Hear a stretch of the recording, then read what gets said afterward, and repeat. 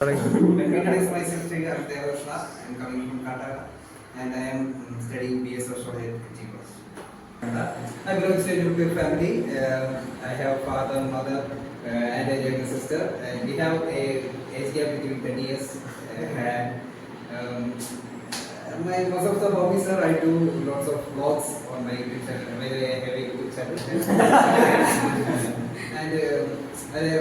And we used to watch a lot of movies, and I am mostly active in my comfort zone.